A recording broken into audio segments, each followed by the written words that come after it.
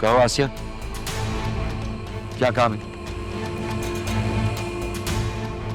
कुछ नहीं, देखने आई थी ये काम अपना ठीक से कर रही है या नहीं। अदील ने कहा था इस पे नजर रखूं क्योंकि इसकी अब ड्यूटी है ना यहाँ पे।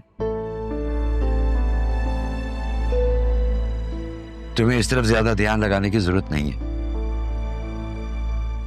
ये अपना काम बिल्कुल ठीक कर रही है। वो तो नजर आ रहा है, बड़ी मियां को शीशे में उतार रही है। आप जाइए, जब बुलाऊंगा तब आइएगा।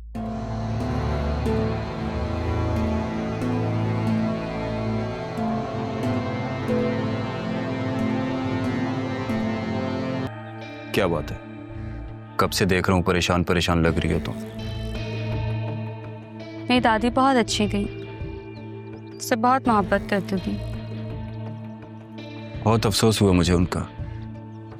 इतने दिनों बाद कॉलेज आई हूँ, मेरी तो भूख ही उड़ गई है, कुछ भी खाने को दिल नहीं चाह रहा।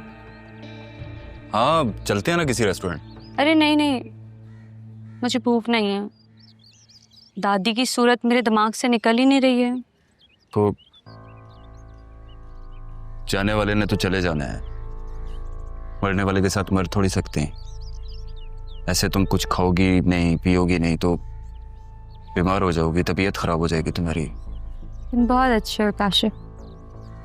अच्छे से याद आया, वो सलमान आया था मुझसे लड़ने के लिए। क्यों?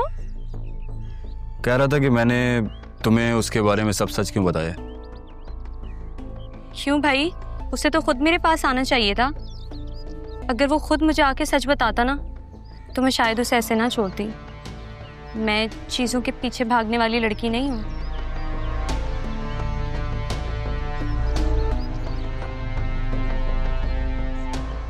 और देखो ना, ये गाड़ी तुम्हारी है और वो ये कहकर लाता था कि उसके पापा की है। भाई अगर नहीं है पैसे तो कोई बात नहीं ना, मोहब्बत में झूठ नहीं चलता। अच्छा तो मेरे बारे में क्या ख्याल है? अरे नहीं नहीं काशिफ, मुझे तुम पे पूरा एतबार है। तुम बताओ, तुम्हारे क्या इरादे हैं? इरादे तो नेक हैं, देखो वक्त क्या गुल खिलाता है। गुल खिलाना क्या मतलब? मेरा मतलब कि वक्त हमारे हक में अच्छा ही फैसला करेगा, क्योंकि हम दोनों मुखलिस हैं ना एक दूसरे के साथ। मुझे तो डर ही लगा रहता है कि अब आगे क्या होगा। यार मुझे तुमसे एक जरूरी बात करनी थी। कहो क्या बात है? यार तुम अपना एरिया चेंज क्यों नहीं कर लेती, मतलब किसी अच्छे एरिया में क्यों नहीं शिफ्ट हो जाती। मेरा मतलब मम्मी को मैं तुम्हारे घर लाऊंगा अगर तुम किसी अच्छी जगह शिफ्ट हो जाओगी। यू नो मम्मी थोड़ी सी कॉन्शियस हैं, हो सकता है उन्हें हमारे रिश्ते से कोई एतराज़ ना हो, लेकिन इलाकों से उन्हें होता है मसला।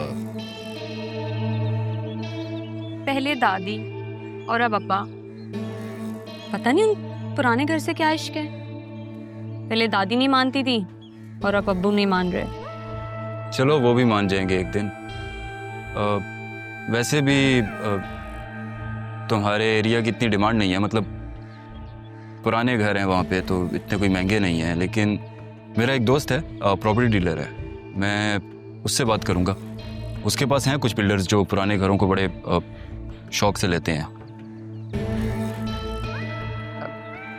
ठीक है, मैं अम्मी से बात करती हूँ। तुम मम्मी से मेरी बात करा दो ना, मैं उन्हें कन्विंस कर लूँगा। ये ठीक है, अम्मी भी ना तुमसे मिलना चाह रही। चलो ये तो अच्छी बात है। चलो फिर मैं तुम्हें किसी अच्छी जगह से लंच कराता हूँ। तुम भी बाज नहीं आओगे, कितनी केयर करते हो मेरी।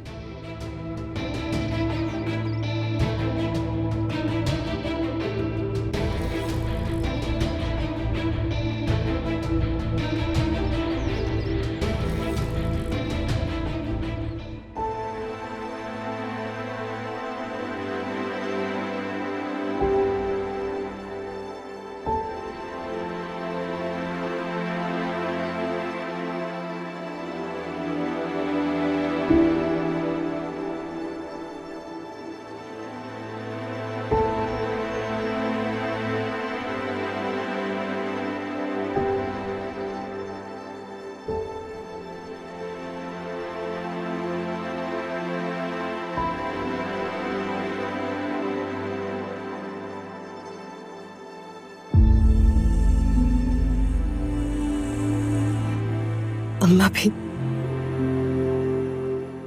आपकी ना मानकर बहुत बड़ी सजा झेली है मैंने।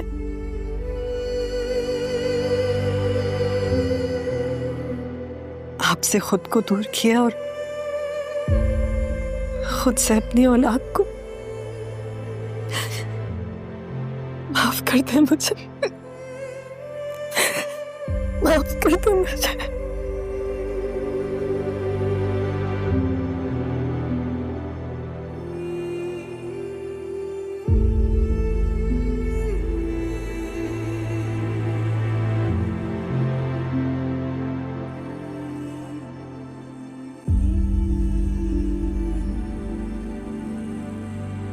इस तरह तस्वीरों को अगर चूम कर माफी मिला करती तो दुनिया में कोई खतावार नहीं रहता।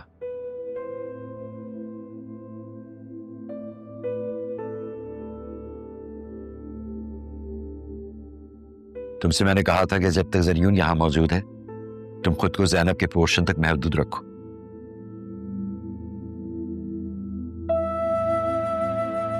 नहीं रोक सकी खुद को पापा। आपके इतने पास आकर भी खुद को दूर नहीं कर सकती।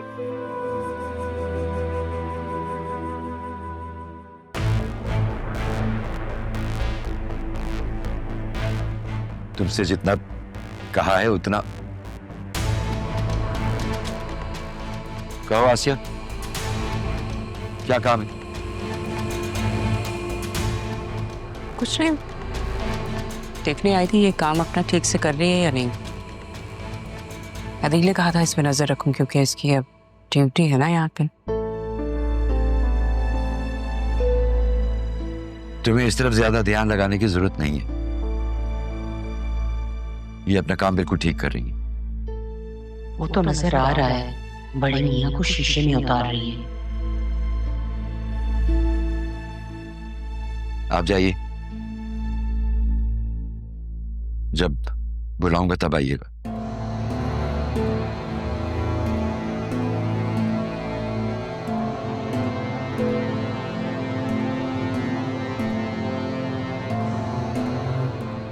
क्या देख रही हो इस तरह?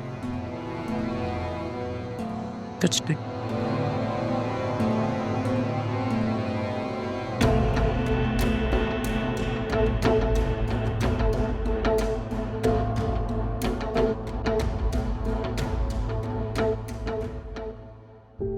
क्या करूं?